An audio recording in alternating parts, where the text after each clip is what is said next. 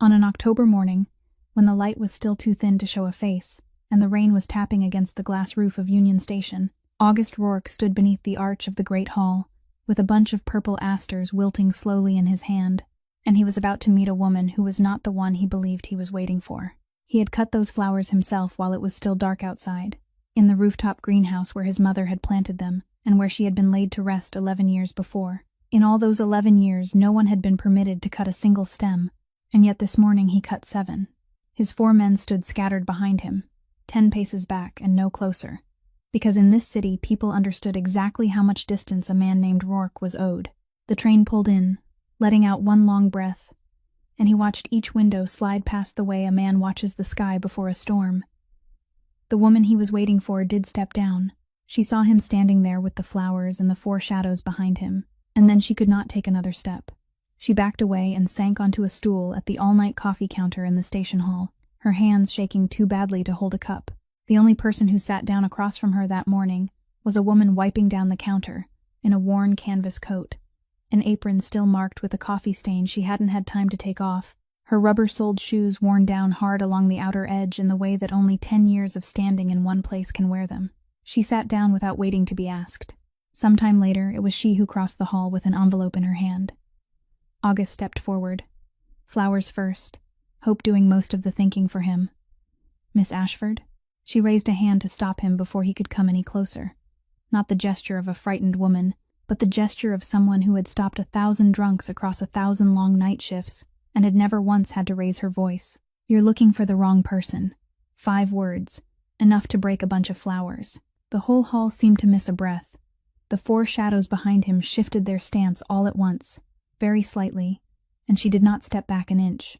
Then came the thing no one in that station had seen coming. He did not get angry.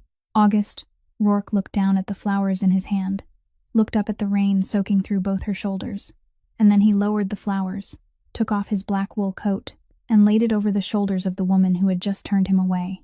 "Then I'm glad to meet whoever you are," he said.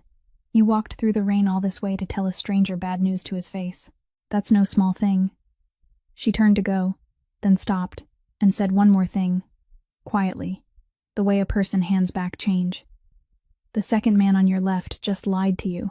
It wasn't about anything much, but he lies with a very practiced hand."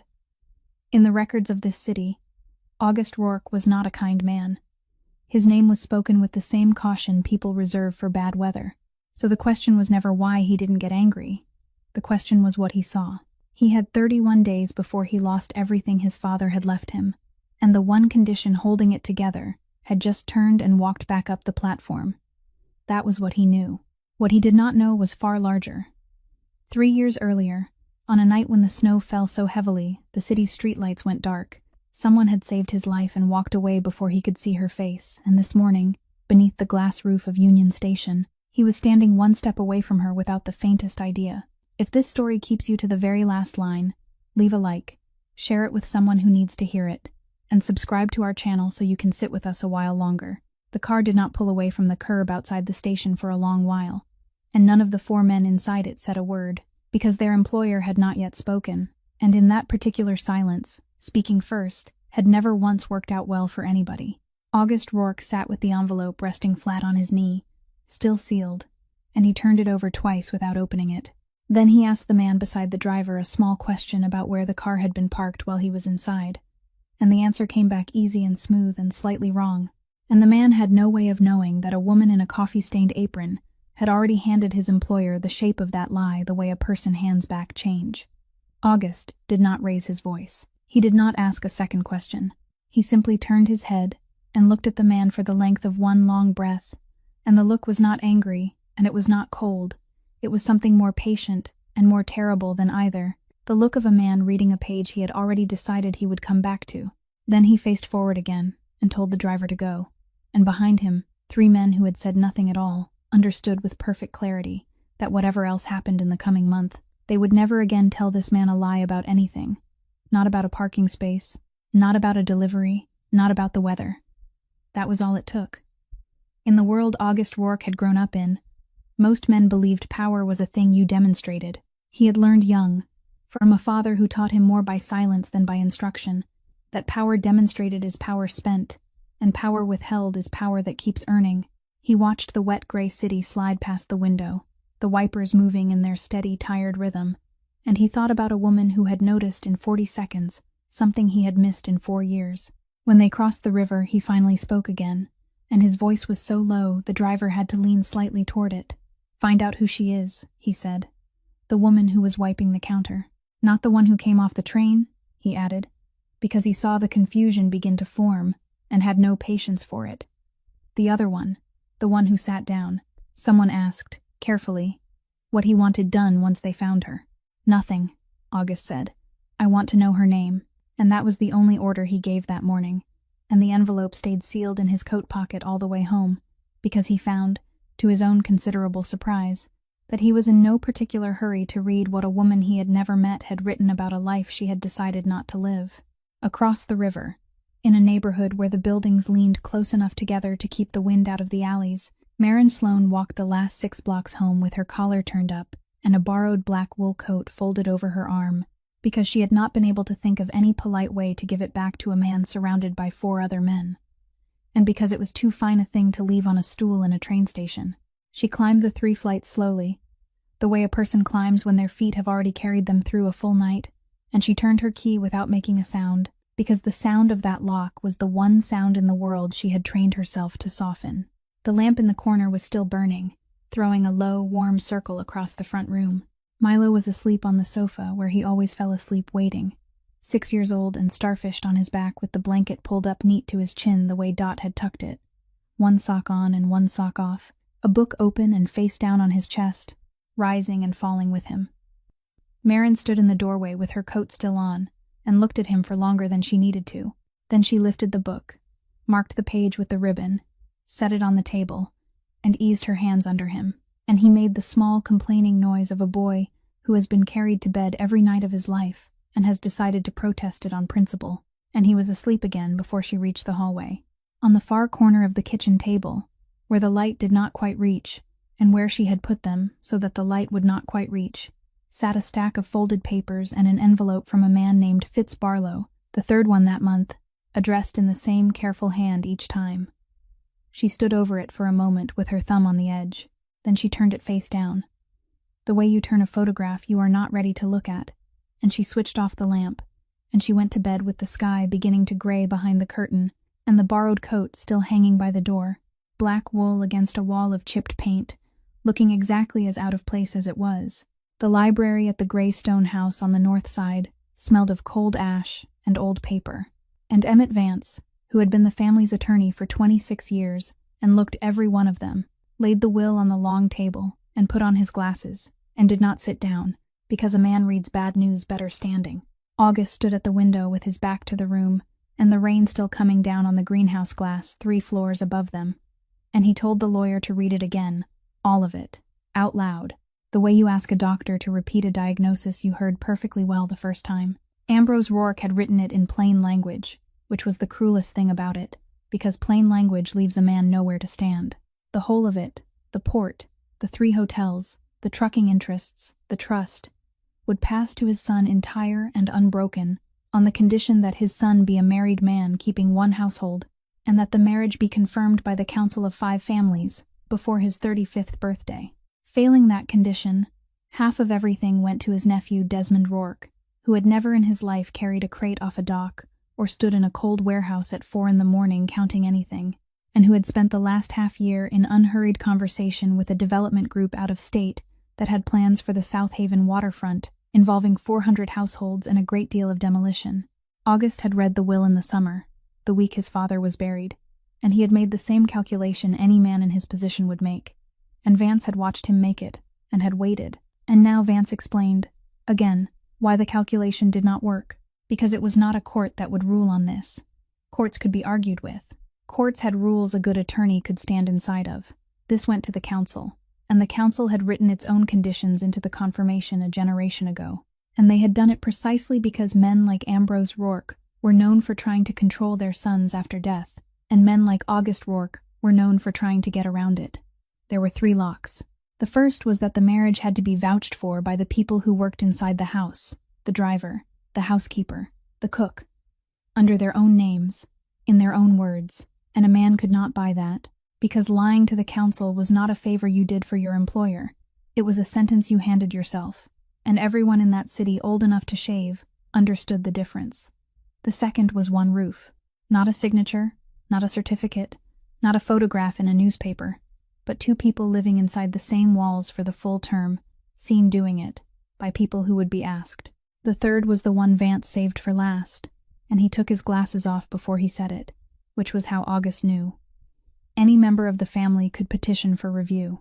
Any one of them, at any point, could ask the council to look hard at whether the thing was real, and Desmond had begun assembling that petition 6 months ago, before Ambrose was even in the ground, which meant Desmond had read the will while the old man was still breathing, which meant somebody had shown it to him. August turned around then for the first time. He asked how long.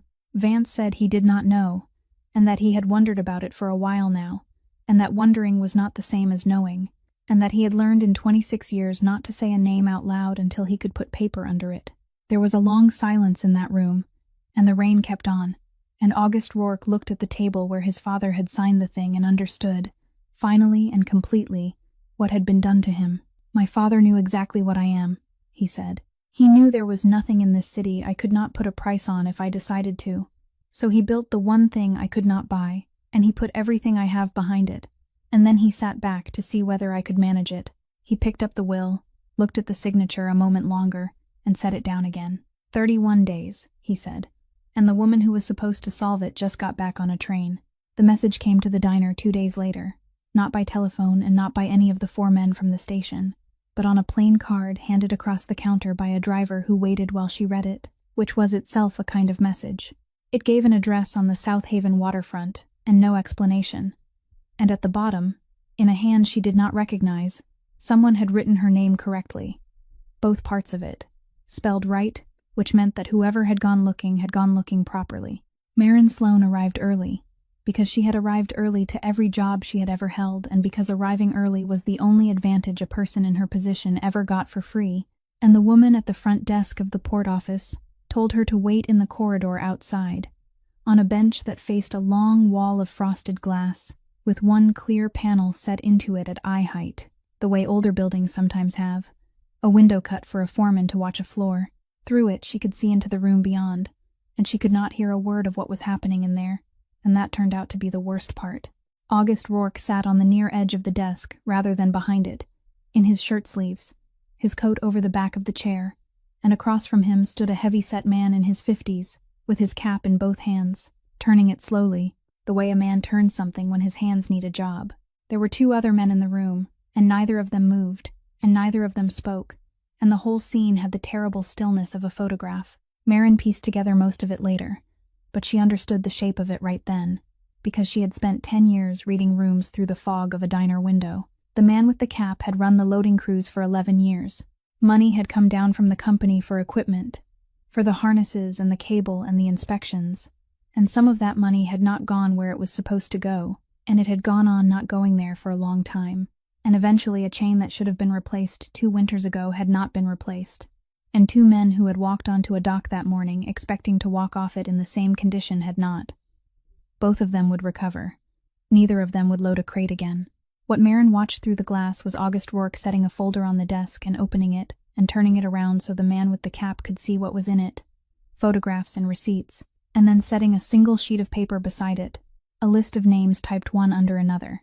She saw the man's face change when he read the list, and she understood that the list was not a list of the guilty.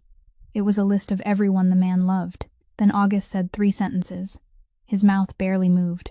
Whatever those 3 sentences were, the man with the cap stopped turning it, and stood very still, and then nodded once, and then again, faster. And then he said something with his whole face working, some appeal or apology or offer, and August Rourke did not answer him at all. He simply closed the folder, and looked at him, and waited. And the terrible thing, the thing Marin carried out of that corridor and did not shake for a long while afterward, was that when the man finally left the room, he passed within an arm's length of her on the bench, and his face was not the face of a man who had been ruined. It was the face of a man who had been shown a door, and had understood that there had been other doors available, and that this one was a mercy. He was out of the city before the night was over. He left everything. He never came back, and he told anyone who asked him afterward that he had been treated better than he deserved, and he meant it. Then the office door opened, and the same voice that had said those 3 sentences said her name from inside the room, pleasant and unhurried, as though nothing at all had happened in there, and Marin Sloane stood up and went in. He had put his coat back on. He offered her coffee, and she said no. He did not sit behind the desk with her in front of it. He pulled a second chair around and sat where she could see him, which she noticed and filed away. Then he told her the whole of it plainly: the will, the birthday, the council, the 3 conditions, the cousin with the petition already half written. He did not soften any of it. He did not tell her she would be helping anybody. He told her he needed a woman to live under his roof for 31 days and be married inside them, and that in return she could name a number, and that if the number was reasonable he would pay it, and if it was unreasonable he would probably pay that too. And he told her, last, that he had watched her hand him a man's lie in a train station in under a minute, and that he had a house full of people he could no longer be certain of, and that she was the only person he had met in 6 years whose eyes he wanted in the room. Marin looked past his shoulder at the frosted glass, and the one clear panel cut into it. "No," she said. "Thank you for the coat. I'll have it sent back." The sign came down on a Thursday. Not down, exactly. The bottom third of it simply was not there anymore when Marin came around the corner in the last dark before the morning shift. The painted letters that had said dots since before she was born now ending in a jagged nothing, and the sidewalk beneath it swept clean, which was the detail that told her it had not been an accident, because accidents do not sweep up after themselves. Dot Whitaker was already inside with the coffee going, and she did not look up when Marin came in, and she said only that a man had come by the evening before with a folder and a great deal of politeness, and that the building had changed hands, and that the new arrangement did not include a diner. She said it the way she said everything, without decoration, wiping down a counter that was already clean. And then the man came to put the notice on the door, and Marin was standing at the register when he walked in with the tape in his hand, and she knew him instantly. Not his name. She had never known his name. But she knew that he took his coffee black, with 2 sugars stirred in before he sat, that he had come in on Tuesdays and Fridays for a year and a half, that he read the sports page back to front, that he had once left his gloves on the stool, and she had kept them behind the counter for 3 weeks until he came back for them, and that he had thanked her that day and called her sweetheart, and had never once asked what she was called. He did not recognize her now. He looked at her the way a man looks at a fixture, and he said good morning, and he taped the notice to the inside of the glass, and he left. And Marin Sloane stood there with her hand still on the register and understood, with a clarity that arrived all at once and had nowhere to go, that a man could sit at your counter for a year and a half and still be the man they sent to take it from you, and that he would do it without ever knowing he had been served by anybody at all. She was at the port office before the morning was over. August Rourke did not act surprised to see her and did not gloat, which she gave him credit for later.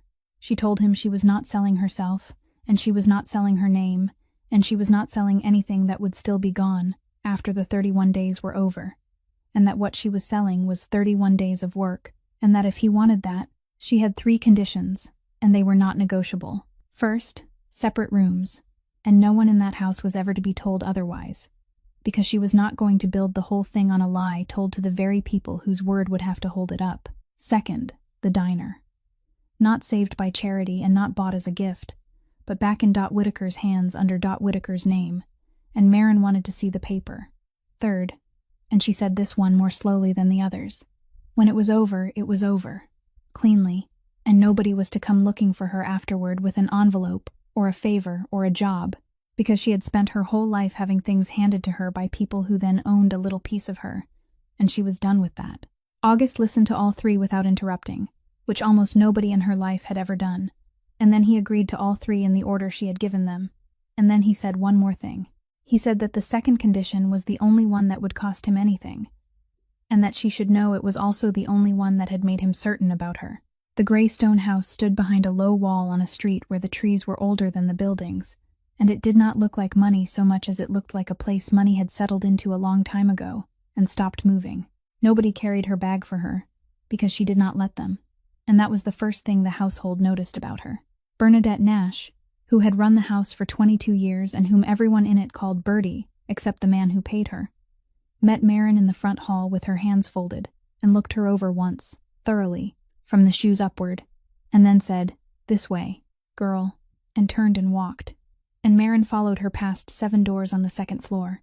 7 bedrooms in a house with 1 man living in it, and none of them had the air of being used. Her room was at the end, and it had been made up that morning, and there were fresh asters in a glass on the sill, and Marin stood looking at them for a while, and could not decide what they meant.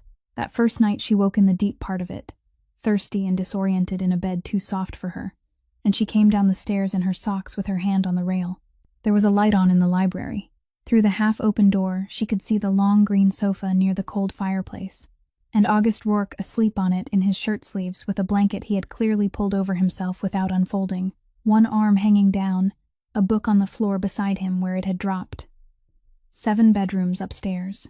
Bertie found her in the kitchen a moment later and did not seem surprised at anything, and only said, "He does that," and did not explain it, and poured her a glass of water, and went back to bed. The dinner had been on the calendar since before any of this began.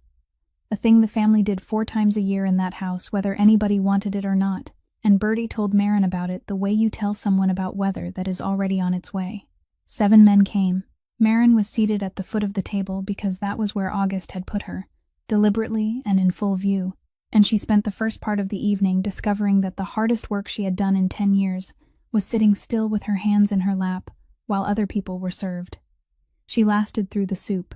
When the plates came off, she was already half standing before she caught herself, and by then her hands had done what her hands had done every night since she was 17, stacking scrape side down, silverware crossed on top, 3 plates up 1 forearm without looking. She realized it at the exact moment the room did. There was a small silence. Then one of the men at the middle of the table laughed, not cruelly, just the reflexive laugh of a man watching something out of place, and set his own napkin down as though to help, and then obviously did not. And Desmond Rourke, who had been pleasant all evening in the way that costs a man nothing, leaned back in his chair and laughed louder than anyone, and let it run a moment longer than the room needed, and then he said, without lowering his voice at all, that they should all take a good look, because this was what the family had come to, and that when the council asked what kind of wife his cousin had found, someone ought to be honest and say she was hired the way you hire anything else, off her feet in a station at the end of a shift, and that the only difference between tonight and any other night of her life was that tonight nobody had left her a tip. The table went very quiet. Somebody coughed. August had not moved and had not changed expression, and Marin understood, standing there with 3 plates on her arm and 7 men looking at her, that whatever happened next was hers to decide, and that a great deal depended on it. She did not put the plates down. She carried them out to the kitchen because they were already in her hands, and because that was what you did with plates. And she came back in, and stood behind her chair and said, to Desmond and to the whole table, that she had waited on men for 10 years, and had learned in the first month that the ones who talked about the tip were never the ones who left it. Then she sat down. There was a sound from somewhere near the middle of the table that a man tried to turn into clearing his throat. Desmond smiled and let it go, but the room had shifted a quarter turn away from him and he could feel it, and he did not speak again for a long while. It was later, when the coffee came, that she broke the glass. She reached for a water glass at the same moment as the man beside her, and her knuckle caught the stem, and it went off the edge and struck the floor, and did not roll. It simply came apart, a sound like a small bell being told to stop.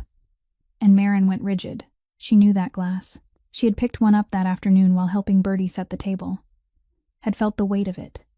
Thin as paper and heavy as a stone. Cut in a pattern that caught the light in a way she had never seen a glass do.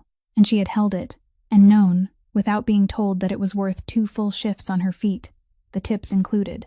She stood there with her hand still open in the air, and not one person at that table turned around. Not one head moved. The conversation went on directly over the top of it. A man was finishing a story about a horse. Someone asked for the cream, and a woman in an apron came in without being called, and swept it up, and was gone again before Marin had lowered her hand. That, more than the 7 bedrooms and the wall and the old trees on the street, was the moment Marin Sloane understood exactly how far she had traveled to sit at that table. In her world, a broken glass stopped everything. Here it did not even earn a look. Afterward, when the cars had gone and the house had emptied down to its own quiet, she found August in the front hall and said, quietly, that he ought to know something about the man who had sat third on his left. She said she had noticed 3 things over the course of the evening. That the man had told the table he had not touched a drink in 2 years, and had ordered plain soda with lime, and had held that glass by putting his thumb up on the rim, which is how a man holds a glass he is used to holding, not how he holds a glass he asked for.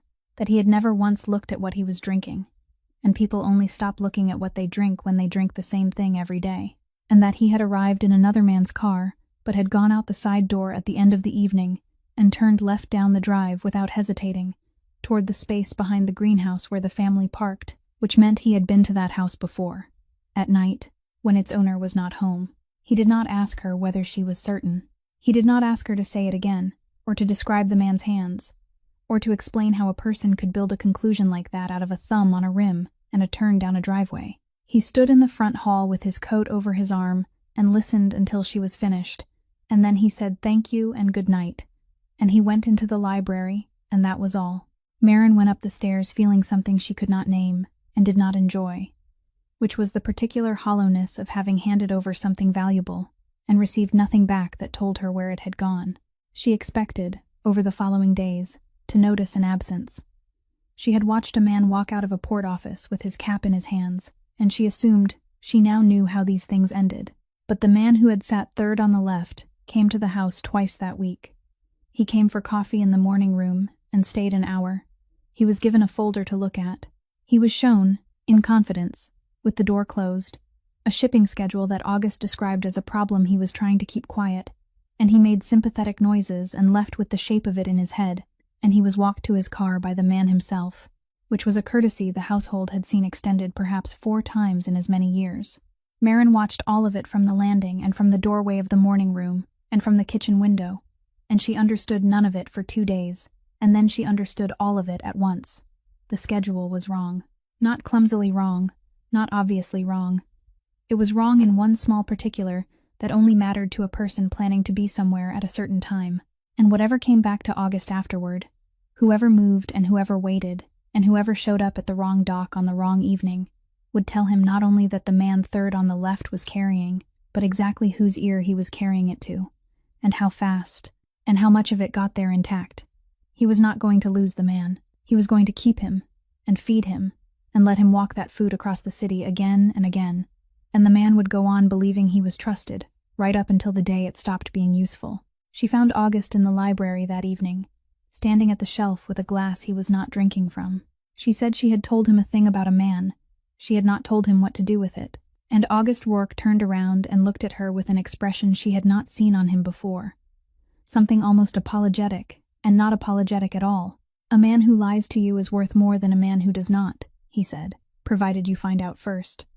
If I take him out of the room, I have a clean house, and I know nothing. If I leave him in it, I have a rotten board in the floor and I know exactly where to step, and so does everyone who follows him in. He set the glass down. My father taught me that before I was old enough to shave, he said, and he was wrong about a great many things, but he was not wrong about that. Maren stood in the doorway and did not answer for a while. She had spent 5 days in that house telling herself that she had made a business arrangement with a hard man, and she understood now that hard was not the word, and had never been the word. The word was patient. He would wait.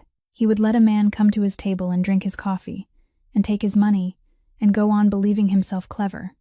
For weeks, for months, for as long as it stayed profitable, and there would be nothing personal in it at any point, and that was the part that put a cold hand on the back of her neck.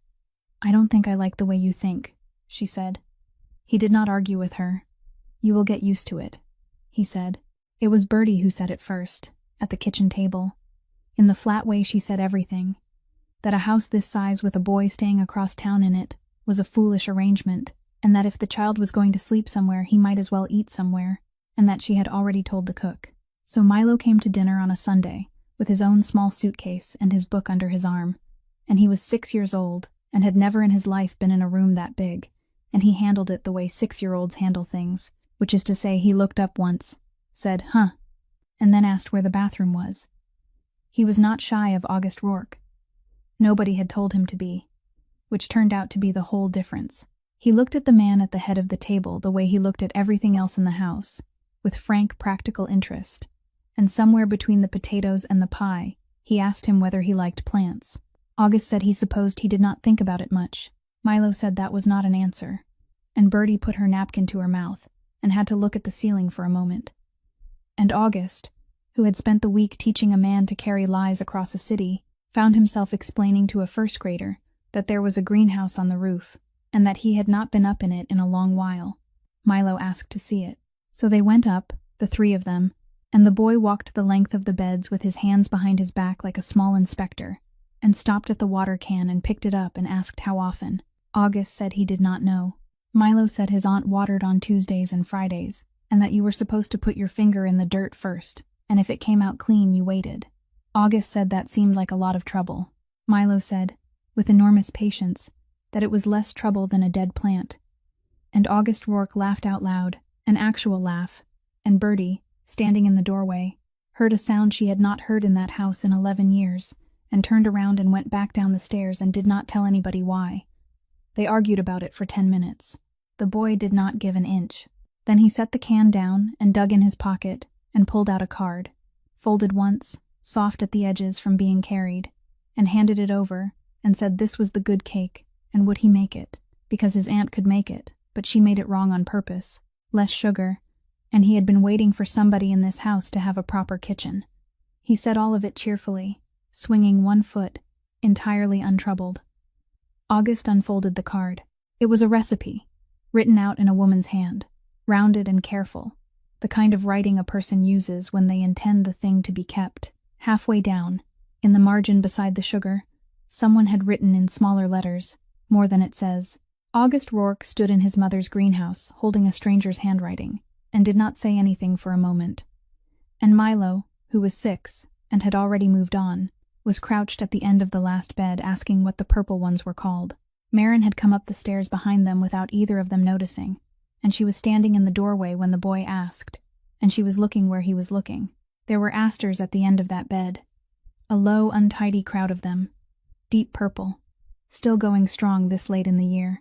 And on the outer edge of the clump, where the stems came up thickest, there were 7 cuts, clean and low and recent, the way a person cuts when they have been taught how, and have not done it in a long time. Marin Sloane stood there and did the arithmetic without wanting to. 11 years that no one had been allowed to touch that bed. Bertie had told her that on the second day, in passing, the way you mention a rule so obvious it is barely worth stating.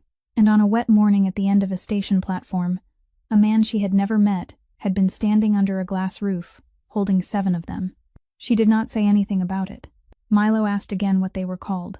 August told him, and the boy said they were his favorite now, which was the sort of thing he decided about 4 times a week, and asked whether he could water them, and was told he could not, and argued about that too. There is a kind of number a person carries the way other people carry a wedding ring, without noticing it most days, and without ever taking it off.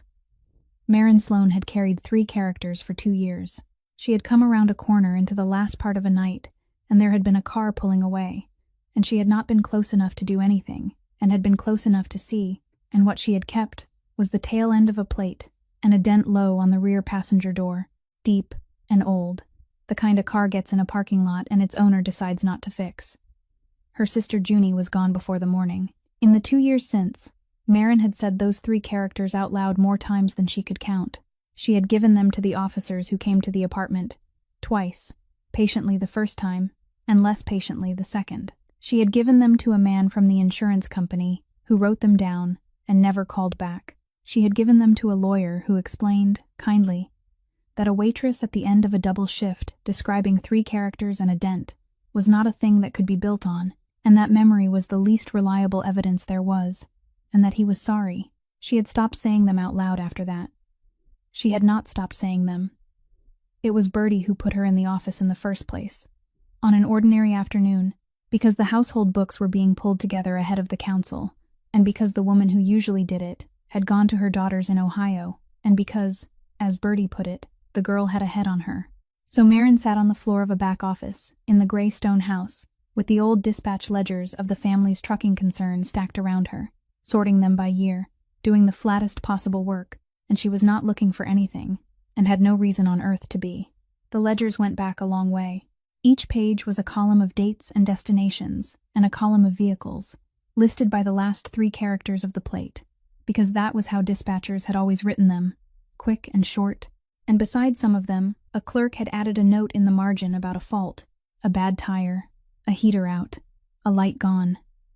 And on a page in the middle of a book 2 years old, in a clerk's small, tired handwriting, Maren Sloane's 3 characters looked up at her off the paper. She sat very still. She read the line 4 times. She read the whole page, and then the page before it and the page after it, to be certain she was not doing the thing that grief does to people. The vehicle was listed against a run out of the South Haven yard, and in the margin, in the same tired hand, someone had written that the rear passenger side door was dented and to stop putting in requests about it because it was not going to be repaired. She did not cry. She noticed that about herself later and could not account for it. She closed the ledger and put her hand flat on the cover and sat on the floor of that office, with her back against a filing cabinet, while the light went from one wall to the other, and the whole enormous machinery of the last 2 years turned over slowly in her chest and set itself down in a different position. Every man who had ever explained to her that a waitress could not be trusted to remember a number had been wrong. She had been right the entire time. She had been right in the apartment, and right in the office, and right in the lawyer's chair with her hands in her lap. And it had made no difference at all to anybody, because being right had never been the problem. Being heard was the problem. And she thought about a man at her counter for 1.5 years who had called her sweetheart and never asked her name, and about 7 men at a long table who had not turned around for a broken glass, and she understood that these were not separate facts about her life. They were the same fact. Then she thought about whose ledger it was, and whose yard, and whose name was painted on the side of every truck in that column, and she took her hand off the cover of the book. The diner was still open, because the notice on the glass had a date on it, and the date had not come yet, and Dot Whitaker was behind the counter the way she had been behind that counter for 30 years, wiping down a surface that did not need it. She looked up when the bell went, and she took in the bag on Maren's shoulder, and the wet coat, and the hour, and she did not ask a single question. She turned a cup over on the saucer, and filled it, and put it down in front of the 3rd stool from the door, which was where Maren had sat on the day she came in at 17, and she went back to wiping. Maren sat with both hands around the cup, and did not drink any of it. After a while she said she had made a mistake, and Dot said most people do, and kept wiping. After another while, Maren said she had gone into that house telling herself it was 31 days of work and nothing else, and that she had been lying to herself somewhere around the 4th day and had not noticed until tonight, and Dot stopped wiping then, and put the cloth down and stood with her hands flat on the counter. Her hands shook, the way they had shaken for a few years now, and she pushed them down against the counter to still them, which was a thing Maren had watched her do 1,000 times and had never once remarked on. Then Dot Whitaker said, "I never told you why I hired you." Maren looked up. Dot said she had a daughter, that the girl had been 20 when she left, and that they had said things to each other that week that neither of them had meant in the way the other had heard them, and that on the Friday she had gone, and that was 31 years ago in March. Not taken, not lost. She packed a case and walked out the front and went, and there had been 1 postcard from Kansas City with 4 words on it and nothing since. Dot did not know where she was. She did not know if she had married, or had children, or had a good life, or had a hard one. She did not know if she was alive. There was no grave to go to and no date to mark and nothing at all to put a hand on. She said that people think the worst thing is knowing, and that she had learned it is not. The worst thing, she said, is that there is no last page. You do not get to close it. It just stays open on the table for 31 years, and you keep walking past it. Maren asked, quietly, why the night shift. Dot said she had tried the day shift twice, and had gone back both times.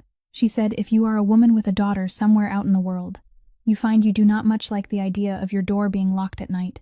Somebody could come. It would be late, probably, because that is when people finally get up the nerve for things. And if the lights are off, and the sign is turned around, they might just keep walking. So she had kept the lights on for 31 years. And there had been a great many nights when nobody at all came in but truck drivers and 3rd shift nurses, and once a man who cried into his eggs and never told her why, and she had served all of them, and she had never once regretted the electric bill. Then she said, I never asked you anything. When a 17-year-old walks through my door and asks for work, and does not want to say where she came from, I do not ask, because somewhere out there another woman's daughter walked into somebody's diner, and I have spent my whole life hoping to God that whoever was behind that counter had the sense to just pour the coffee. Maren put her forehead down on the counter, on the back of her own hands, and Dot Whitaker reached over and put one shaking hand on the crown of her head and left it there. and neither of them said anything for a long time. He came on the third night, and he came alone. And he came in through the front door of the diner like anybody else, and stood there dripping with a flat cardboard folder held under his coat to keep it dry. Dot looked at him a long moment from behind the counter, and then went into the kitchen without a word, and left the two of them the whole empty room. Maren did not get up. August did not sit down. He said he was not there to ask her for anything and would not, and that he had found what he said he would find, and that she had a right to it whether she ever spoke to him again or not. Then he put the folder on the counter and opened it. He said her sister's name first, which she had not expected, and it went through her like cold water. Junie Sloane had worked nights in a dispatch office at the South Haven yard. Maren knew that. What Maren had never known, because Junie had never said a word about it at home, was that in the last month of her life, Junie had begun keeping a second set of notes in her own hand, on the back of the carbon sheets, because a run had come through her window, with 2 different sets of papers on it. Same truck, same night, 2 manifests, both signed, describing 2 different loads going to 2 different places. She had flagged it once, in writing, in the proper way, to the proper person. The flag was in the folder. 3 weeks later there was the car, and the night, and everything that came after. And then August turned the folder around and showed her the second thing. And his voice did something on the way to it that she had not heard from him before. 4 years earlier, a boy named Casey Rourke had been 19 and had been working the port side of the same operation because his father believed a Rourke should know what a crate weighed before he was allowed to sign for one. Casey had found the same discrepancy from the other end, the same numbers refusing to agree. He had gone to his brother about it, and his brother had told him it was a clerical mess and to leave it alone, and Casey had not left it alone. And 3 weeks after that, there had been a night that August Rourke had never once described out loud to another human being in 6 years. Maren said, quietly, that they had never met. August said no. He said they had never been in a room together, never known the other existed, and had died 4 years apart over the same sheet of paper and the same hand holding it.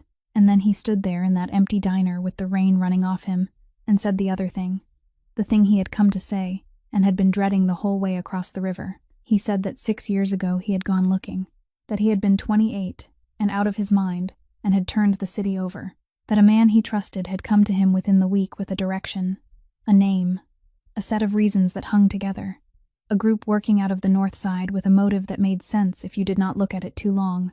And August Rourke had done what a man with his name was expected to do, thoroughly, and he had done it believing every word he had been told. He had closed it.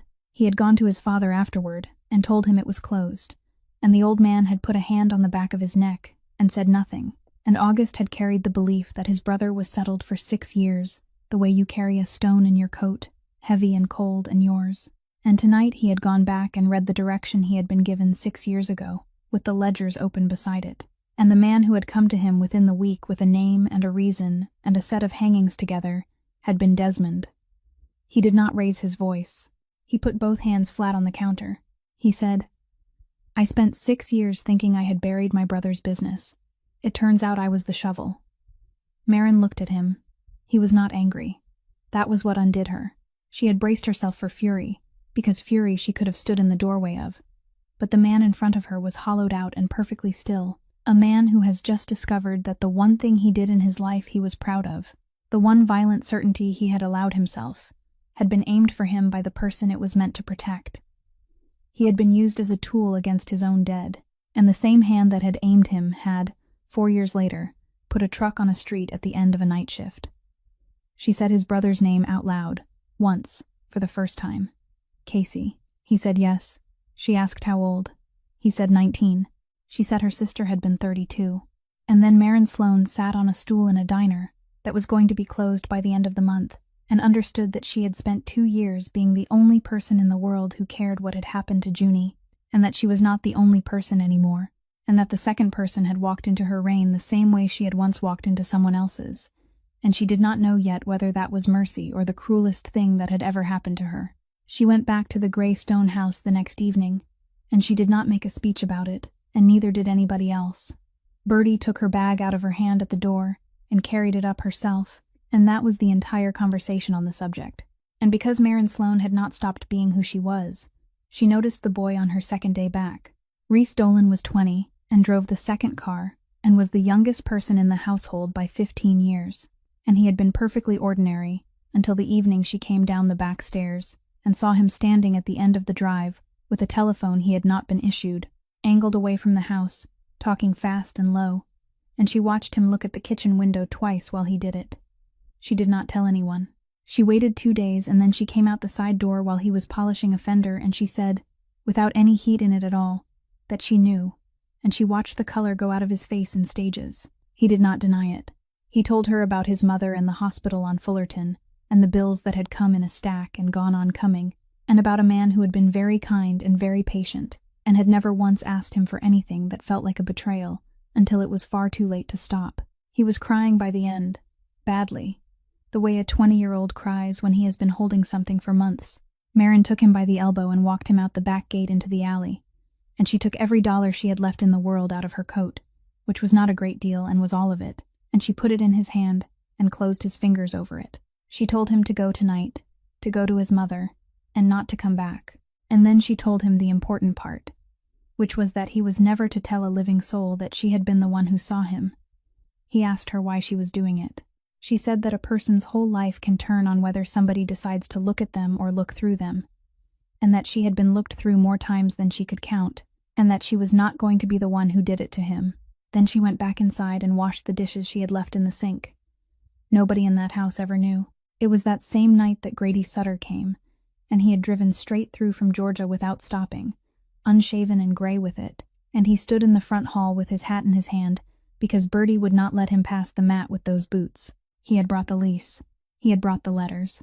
He put them on the hall table and told Maren that the storefront in Savannah with the low rent and the good back lot had been arranged by a broker who had never once met the owner, and that when Grady had finally pushed hard enough to see who was behind the money, the name that came out from underneath it was Rourke, and not the Rourke standing 10 feet away.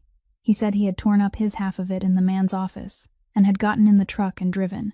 He said he was not asking her for anything, and had never been asking her for anything, and that he had only ever wanted her out of a city that had taken enough from her, and that he was ashamed to have been the vehicle. He looked at August and said, plainly, that he did not like him and did not intend to, and that he would still shake his hand if it meant the man who did this got what was coming. It was Grady's letters that opened the last door, because the broker's correspondence went back further than Savannah, and in among it, dated in the week before all of this began, there was an itinerary and a hotel in New York, and a name that stopped both of them where they stood. Genevieve Ashford had not looked out a train window and lost her nerve. 3 days before she boarded, somebody had come to see her. He had been courteous. He had shown her documents, photographs, a newspaper file, an account of what had happened to a 19-year-old boy 6 years ago, enough of it true to carry the rest, and he had let her draw her own conclusions. And he had left her alone with them for 3 days on a train. She had stepped down onto that platform already broken, and had not been able to make her feet carry her another yard. And Maren Sloane stood in that hallway and felt the whole beginning of the thing turn over and show its other side, the rain on the glass roof and the flowers and the woman shaking too hard to hold a cup, and understood that none of it had been chance. It had all been arranged, down to the last detail, by a man who had planned for everything except one thing. He had never once considered that the woman wiping down the counter might sit down. They came in the deepest part of the night, when the street outside was empty in both directions, and the only other light on the block was the pharmacy sign, which had been broken for 2 years and buzzed. Maren was there because she had gone back to work her old shift, the paper on the door notwithstanding, on the theory that a diner with somebody in it is harder to take than a diner without. There were 5 of them. Fitzbarlow did not come himself. Men like that never do. They came in through the front and stood in the aisle between the counter and the booths, and said a great deal of nothing in a very reasonable tone about a building and a date and a set of keys. And Dot Whitaker came out from behind the counter with her chin up and put herself directly in the doorway of her own kitchen, 70 years old, both hands shaking, and told them they could take it up with her in the morning like men. Maren got her by the shoulders and moved her, and Dot fought her for a second, and then did not. And Maren put her through the kitchen door and turned the lock on the back with the key from her apron and put the key down the front of her shirt. Then she came back out and did the thing nobody expected, which was that she went along the wall and turned on every light in the place. The overheads, the case lights, the sign, the lamp over the register that had been dead since summer and came on anyway. The room went white, And then she walked to the front and pushed the door all the way open so that the street could see in and the room could see out. And she started saying names. She said, "Ray, you come in Tuesdays, you take it black, and you leave $2 every single time whether you eat or not, and you have been doing it since your wife passed." And a heavy man near the back of the group stopped moving. She said, "Marty Kessel, your girl had the counter job here the summer she turned 16 and I trained her myself, and you came in on the last day and thanked me." She said, "Bill, your knee. You sit in the second booth because you cannot fold up into the first one, and I have been bringing you the extra napkins for 4 years without you ever having to ask." She went down the line. She did not shout. She used the voice she had used on 1,000 men at 3 in the morning who did not want to be told anything by anybody. Level and unhurried and impossible to argue with, and she called every one of them by their name and told them one true thing about themselves that only a person who had been standing behind that counter looking at them could know. Ray went first. He said something under his breath that might have been an apology, and he turned and walked out, and did not stop. Marty Kessel stood there for a long moment with his jaw working, and then he went after him. The two behind them looked at each other, and the arithmetic changed in the room, and they went. The last one did not. He was younger, and he had not been in the diner before, and she had no name for him, and that was the whole difference. And he came forward, and got his hand on the edge of the register. Then the doorway darkened. August Rourke came in out of the rain, and did not say a word. He took hold of the man's wrist, and moved him off the counter, and turned him around, and walked him the length of the aisle, and out the door. And it was over in about 4 seconds, and it was not a fight. It was a thing being carried out of a room and set down on a sidewalk. And the man went into the wet street and picked himself up, and looked back once at the lit windows and thought better of everything, and went. Behind him, the bell over the door swung and settled. Dot came out of the kitchen and sat down heavily in the second booth. Nobody spoke for a while. Then Marin picked up the cloth and began wiping the counter, because there was nothing else in the world for her hands to do, and August saw that both of them were shaking so badly the cloth was making a sound against the formica. She wiped it anyway. She went end to end, twice, and the shaking would not stop. And somewhere in the second pass she began to sing, very quietly, barely above breath, without any awareness at all that she was doing it. It was an old song, slow and in a minor key, about a boat that never comes back to harbor, and she sang it the way her mother had sung it to her, and the way she had sung it to herself in every frightened hour of her life since she was small, because it was the only thing she had ever found that would put her hands back where they belonged. August Rourke stood in the middle of that floor and did not move. The color went out of his face. He knew that song. He had never heard it in a room in his life. He had heard it once, in the cold, in the dark, under a bridge on the west side, from a voice he could not see and never found, going on and on beside his ear while the snow came down on both of them, and he had spent 3 years trying to remember the tune, and had never once been able to hold it. He heard it now. He said her name. She looked up, still wiping, and asked him what was wrong. He said nothing was wrong. He said it too quickly, and she let it go because she was tired past arguing, and he drove her home through streets with no other cars on them, and neither of them said anything the whole way. But that night, in a house where everybody else was asleep, August Rourke sat in the library with the lamp off, and let himself go back to the thing he had spent 3 years refusing to look at directly. There had been a winter night when the snow came down so heavily the city gave up on it. The plows outmatched, the streetlights out in whole blocks on the west side because a transformer had gone somewhere near the river. His car had gone off the ramp under the overpass at South Haven, and it had not been dramatic. It had simply been a slow, bad slide, and then a stop. And afterward he had been on the ground beside it in the dark, unable to get up, and unable to make his hands do anything, and the snow had come down on his shoulders and started to stay there. Cars went by up on the ramp. He counted them for a while and then stopped counting. Nobody came down, and then somebody did. He never saw her face. The light was gone, and his eyes would not hold anything, and afterward he could not have told anyone whether she was tall or short. What he remembered was that she came down the embankment without hesitating, and that she got him turned so the wind was off him, and that she took something from around her own neck and wound it twice around his, a gray scarf, hand-knitted, thick, still warm from a person, and that she talked to him for a while and then stopped talking and sang instead, because talking had not been keeping him with her, and singing did. She sang that same slow old thing about a boat that does not come back, over and over, right beside his ear, for as long as it took. He remembered asking her something at one point, some fragment, and getting no answer he could hold on to.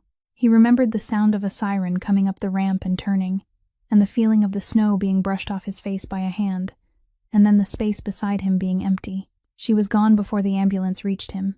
She had never given her name, and had never asked for his, and he had woken up in a hospital bed the next morning alone with a gray wool scarf on the chair beside him, and he had spent the better part of a year quietly looking for her, and had found nothing at all, because there was nothing to find, because the entire event had lasted less than an hour, and had left no record anywhere except in him. He had folded the scarf and put it in the second drawer of that desk, and it had been there for 3 years, and he had never once shown it to anybody or explained it, and now he took it out and held it, and did not trust himself to think clearly about any of it. He put it back. He went up the stairs, and at the end of the hall on the 3rd floor he stopped in front of a door that had not been opened in 6 years, and he took the key off the ring, and he opened it. The room was cold and it was clean because Bertie had gone on cleaning it without ever being told to, and without ever being thanked. The bed was made. There were textbooks in a stack on the desk with a receipt still marking a page. There was a pair of basketball shoes under the edge of the dresser with one of them on its side, the way a boy leaves them when he is 19 and comes in late and is going to put them away tomorrow. Marin found him standing in the middle of it a while later, because she had heard the door and had come up. She stopped on the threshold. He did not turn around. He said that he had told his father, once, that Casey did not belong anywhere near the port and should be sent somewhere else and made to study something useless, and that his father had said O'Rourke does not get to hide from what pays for him. He said that he had let it go, because it had been easier to let it go, and because he had been 28 and busy. He said, he was 19. He died over what my family does for money. He said that everybody in the city assumed he wanted the waterfront because it was worth something, and because his name was on it, and that they were all wrong. He said he did not want to hold that port to be a richer man. He wanted to hold it so that there would not be a second boy. He did not say a single word about a scarf, or a bridge, or a song. He had known since the moment she opened her mouth over that counter. He put it away, the way he had put away everything else in his life, and stood in his brother's room with his back to her, and said nothing at all. The manifests had a yard number on them, and the yard number belonged to a block of storage at the far west end of the port that had gone out of regular use years ago, and they went out there together on the 26th night, with a flashlight and a set of keys that no longer opened everything they used to. The place was a maze of steel, containers stacked 4 high in long parallel rows with lanes between them barely wide enough for a truck, and one working crane light up on its arm that swung slowly across the whole yard and back again on a timer, so that every lane went from black to white to black in a rhythm you could count on. They found the unit. They got it open. And what was inside was not cargo at all, but paper, boxes of it.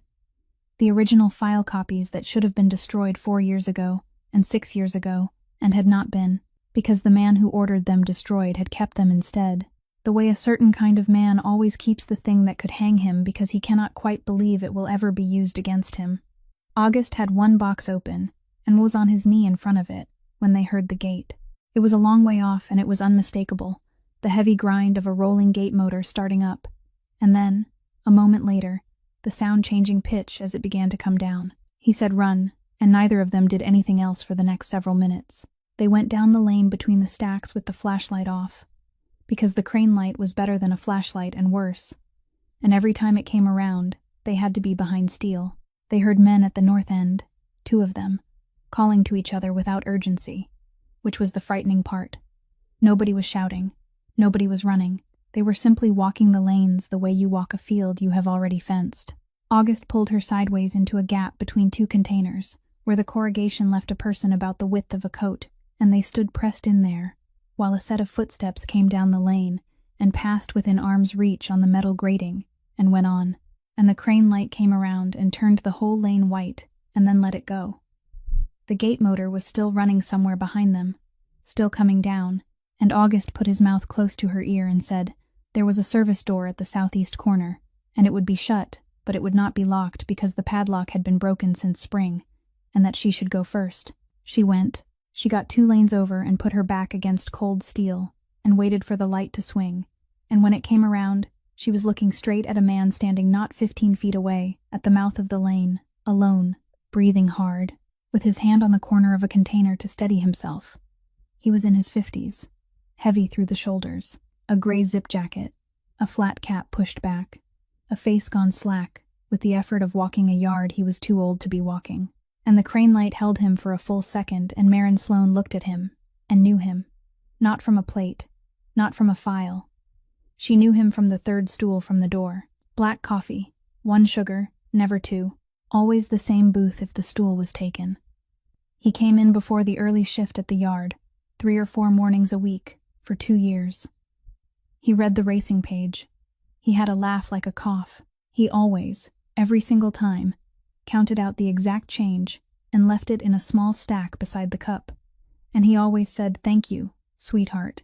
And he had never once in 2 years asked her what her name was. He had sat at her counter, 2 feet away from her, 3 mornings a week, for 2 years, and he had never known that the woman pouring his coffee was the sister of the woman he had left on a street at the end of a night shift, because he had never looked at her face. She stepped out into the lane. She did it in the dark part of the cycle, and he did not hear her until she was already there, and when the light came around again she was standing in front of him with nothing in her hands. He recoiled. He looked at the empty lane behind her, and at the space over her shoulder, and at every part of the yard except her, the way a man does when he is looking for the person he thinks matters. And Maren said, quietly, "Look at me." He did not. She said it again. She said, "You have had my coffee 3 mornings a week for 2 years, and you never once asked me my name. And that is the only reason you have been able to sleep. Look at me." And he looked. She watched it arrive in him. She watched the counter and the racing page, and the exact change come back up through a face that had gone the color of the concrete. And she watched a man who had spent 2 years perfectly comfortable discover that he had been sitting down every week in the presence of the person he owed, and had never seen her, because she had been wearing an apron. He said her sister's name without meaning to. That was how she knew for certain. He started to say something else, something that had the shape of an excuse in it. Orders, a bad night, a man who told him to. She stopped him. She did not raise her voice at all. She said, "You are going to stand in front of the council, and you are going to say every word of that again, and you are going to look at them the way you are looking at me now." Somewhere behind them the gate finished coming down, and the man in the gray jacket, who had run twice in his life and was not going to run a 3rd time, put both hands on his knees in the middle of that lane, and stayed exactly where he was. August got out through the service door at the southeast corner because that was the plan, and because she had gone first and he had assumed she was already through it, and it was only when he came around the last stack and found the door standing open on an empty lot, and no one in it, that he understood she had not gone through at all, that she had turned back somewhere in the dark, and that the yard behind him was now sealed with her inside it. He was reaching for the phone in his coat when it rang in his hand. It was Emmett Vance, and Vance was talking fast, which Vance never did. Solomon Pike had left the county seat that evening with the 2nd envelope, the one nobody but Pike had ever laid eyes on, the one thing the council would accept without argument on the morning of the hearing. His car had been stopped on the North Approach Road by 2 vehicles that had come out of a side lane and boxed it, and Pike's driver had backed up onto the shoulder and was sitting there with the doors locked, and there were men standing in the road in front of him, not doing anything at all, which meant they were waiting for something or someone. Vance said the road was 14 minutes away going hard. He said that if the envelope did not reach the council in the morning, there would be no confirmation, no inheritance, and nothing left to argue over. And that the whole of it, the port, the hotels, the trust, everything Ambrose Rourke had spent his life stacking up, went to Desmond by default at first light. He said, "Go now." August stood on the wet gravel outside a locked gate, with the phone against his ear, and looked back over his shoulder at the yard. 4 rows of steel, 1 crane light going around, 2 men in there walking the lanes without hurrying, and a 3rd somewhere by the north end, and a woman with no weight to her and nothing in her hands, on the wrong side of a gate she could not lift. He asked Vance how long the road would hold. Vance said he did not know. August said, "Then send somebody." Vance said there was nobody to send who would arrive in time and that August knew it. And then, after a pause, in a different voice, the voice of a man who had known him since he was a boy, he said, "Son, do not do this. It is everything." August Rourke said, "I know what it is." He put the phone in his pocket. He got into the car and started it and put it in reverse, and came back down the length of the fence line with the gravel going up behind him, and at the junction where the north approach road ran left and the yard road ran right. He did not slow down for the turn, and he did not look at the left-hand road at all, and the car came around hard to the right, with the tires letting go for half a second on the wet, and he drove straight at the gate of a container yard on the west end of the port, and left an inheritance sitting on a highway in the dark behind him. He hit the fence at the corner where the chain link met the post, because that was the weak point of every fence in that port, and he had known it since he was 15 years old. He went through it. He came up the main lane, with the headlights on full, and the horn going, all the way down, and every man in that yard turned around, because it was the last thing on earth any of them expected, and the crane light came across and washed out the whole of it. He put the car sideways across the mouth of the third lane and got out of it, and he was not quiet anymore, and he was not patient anymore, and the two men who had been walking those lanes without hurrying saw who had come through the fence and did the arithmetic, and it did not take either of them long. One of them went for the north end, the other one stood his ground for about as long as it takes to change your mind. Then they were both gone over the fence at the back, and the yard was nothing but the sound of the crane motor, and the horn still going because he had left the door open, and his knee against it. He found her in the fourth lane, with the man in the gray jacket still sitting on the ground where she had put him, and she was standing over him, and she had not moved, and her hands were completely steady. She looked at August, and at the car sideways in the lane behind him, with the lights on and the fence down across the entrance, and at his face. She said, "The road." He said, "I know." She said, "Pike." He said, "I know." She said, "That was everything you have." And August Rourke stood in the middle of a container yard at the west end of the port with his father's whole life going off a highway somewhere behind him in the dark. And he said, "Yes," he said, "I have made every calculation in this city for 6 years, and I have never once been wrong about what a thing was worth. And I made that one in about a second and a half, and I would make it again." Then he bent down and got the man in the gray jacket up onto his feet by the elbow, almost gently, and said, "You are coming with us," and walked him to the car. The council met in the long room above the old Union Hall on Halsted Street, 5 men at a table and everyone else in chairs against the wall, and it began the way these things always began, with Desmond Rourke standing up and being reasonable. He was very good. That was the thing nobody had prepared Marin for. He did not sneer, and he did not embellish, and he did not say one single word that was untrue. He laid it all out in order. A bride arranged and paid for, and vetted, who had come as far as the platform and turned around. A stranger produced out of a train station the same morning. A woman who had been serving coffee an hour earlier, and had no connection to the family, no standing, no history. A household staff who had known her for less than a month. A wedding not yet performed with 5 days left on the clock.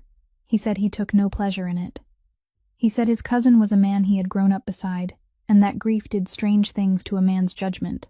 He said the council had written its conditions precisely to prevent an arrangement of this shape, and that he was asking them only to look at what was in front of them and call it what it was. And the terrible part, the part that sat in the room afterward like weather, was that every fact he had put on that table was correct. Solomon Pike, who had been stopped on a road the night before, and who had spent 4 hours on the shoulder of it before anyone came, sat with his hands folded and said nothing. August had nothing to hand him. Then the door at the back of the room opened. Rhys Dolan came in with Rain still on his shoulders and an envelope held against his chest with both arms.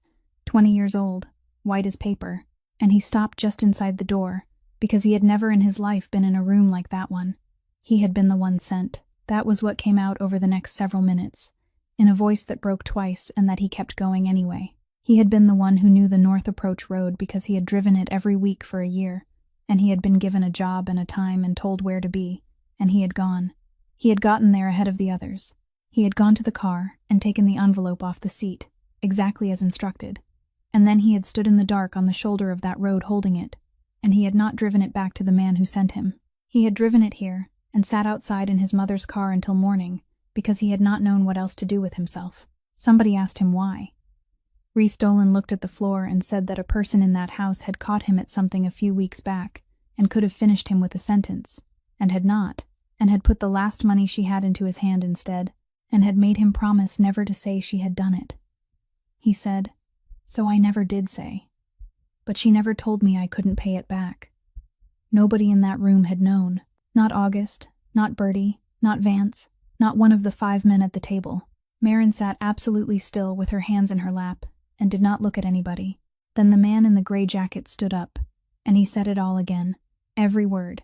The 2 manifests, and the flag Junie Sloane had filed, and the man who had come to him afterward, and what he had been told to do about it, and a night 4 years before that, involving a 19-year-old boy. And the name at the end of every one of those sentences was the same name, and he said it while looking at the floor, because he could not do it any other way.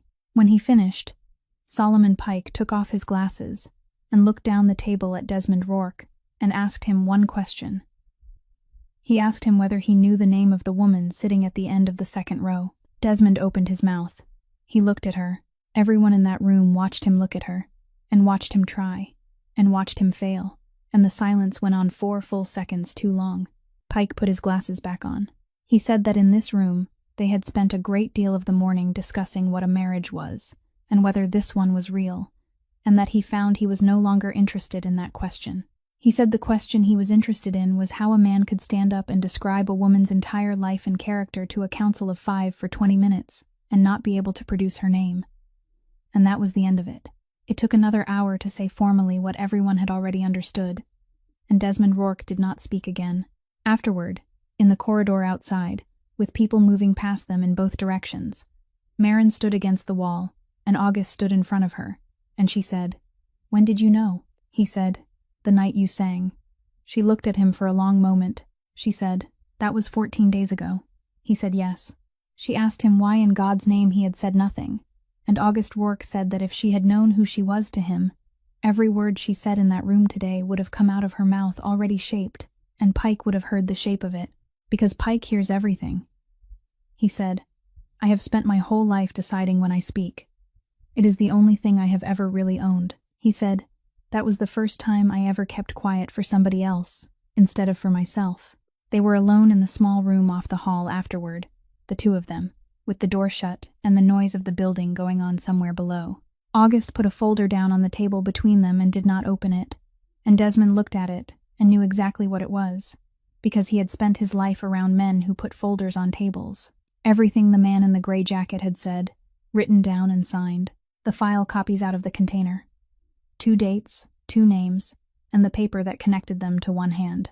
It was enough to end him in this city, in the fast way, the way that did not involve any counsel or any hearing at all, the way that had been available to men named Rourke for 3 generations, and that everyone in that building understood without ever having to discuss it. Desmond understood it too. He sat down slowly. He said, "Then get on with it." August did not sit. He said that he had thought about it the entire drive over, and that he had gotten as far as the shape of it, and had found, somewhat to his own surprise, that he did not want it. Not because of mercy. He wanted that understood. He said, "My father would have done it before the sun went down, and he would have slept well, and he would have expected me to do the same, and I have spent my entire adult life trying not to be my father. Make no mistake about what I am. I am still his son, but you are not worth what it would cost me." He picked up the folder and put it under his arm.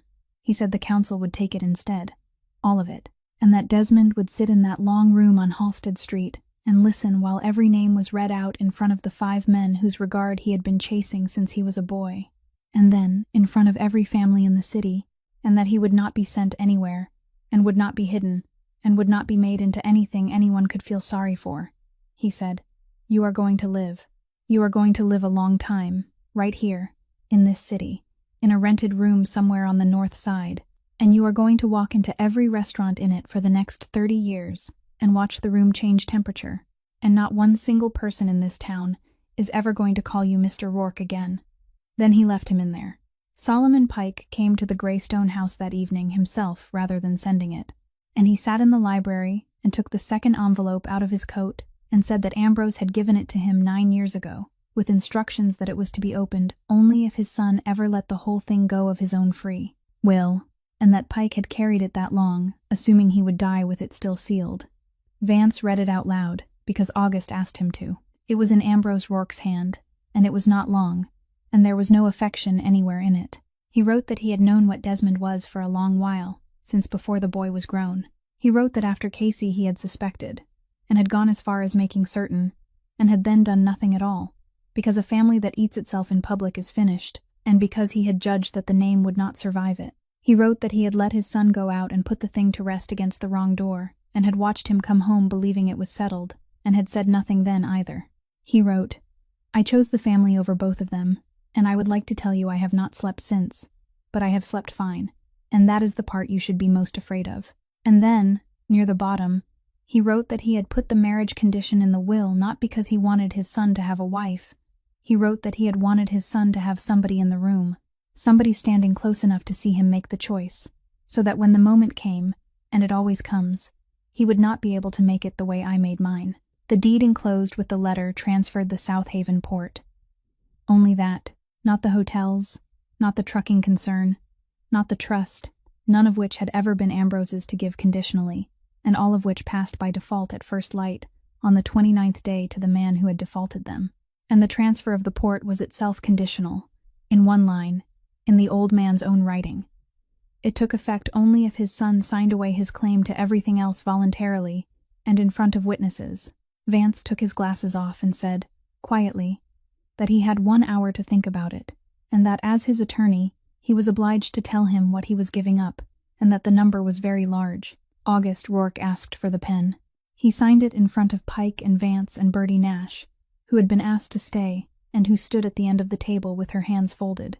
And when it was done, he put the cap back on the pen and set it down, and looked out the window toward the river, and said, "Well, that is the last of it." Then he asked Bertie whether there was any coffee, and she said there was, and went to get it, and got as far as the hallway before she had to stop and put a hand against the wall. In April, the sign went up at the head of the South Haven docks, plain white letters on green steel, and it read Casey and Junie Cooperative, and beneath it, in smaller letters, the words, "Owned by the families who work here," and there were 411 names on the certificate of membership filed downtown, and not one of them was Rourke. It had taken 5 months of meetings in a union hall to get there, and August had sat through every one of them at the back, in a folding chair like everybody else, and had been shouted at twice by a woman from the third dock, who did not care in the slightest who his father had been, and afterward he had told Marin it was the best evening he had spent in years. The diner reopened in March, under a new sign with the old name on it, painted by hand because Dot Whitaker said she was not going to have anything up there that lit up, and she still worked the night shift, and the door was still unlocked at every hour a person might need it to be. Reese Dolan drove a delivery route now, and came in on Thursdays, and always sat at the third stool from the door, and always got asked how his mother was doing, and always answered properly, because in that place, somebody asks, and somebody answers. On a warm Saturday in the rooftop greenhouse, a boy who had turned 7 in February was on his knees in the dirt at the end of the last bed with a trowel, putting in a whole new row of asters he had picked out himself, and he was explaining, at length and with considerable patience, why a man who waters on a schedule, instead of checking the soil with his finger, should not be allowed to own plants at all. August Rourke, on his knees in the same dirt with his sleeves rolled, argued back that the schedule had worked fine so far, and the boy said that was luck and not skill.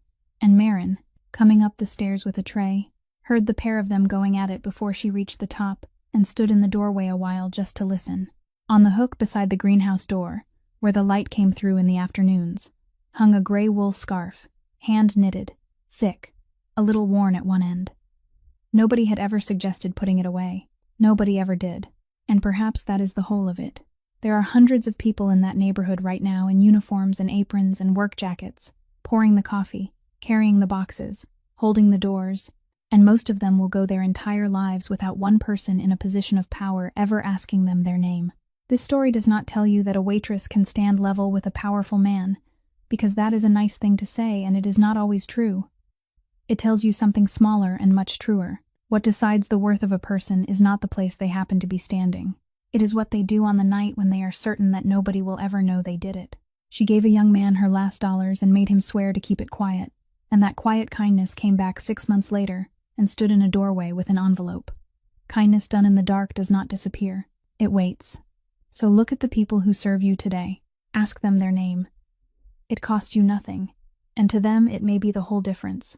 If this story moved you, please give it a like, share it with someone who might need to hear it tonight, and subscribe to our channel so you can be with us for every new story we tell. We would truly love to know how this one landed with you, so leave a comment and tell us what you felt, honestly and from the heart, because we read them and they mean a great deal to us. Thank you for staying with us all the way to the end.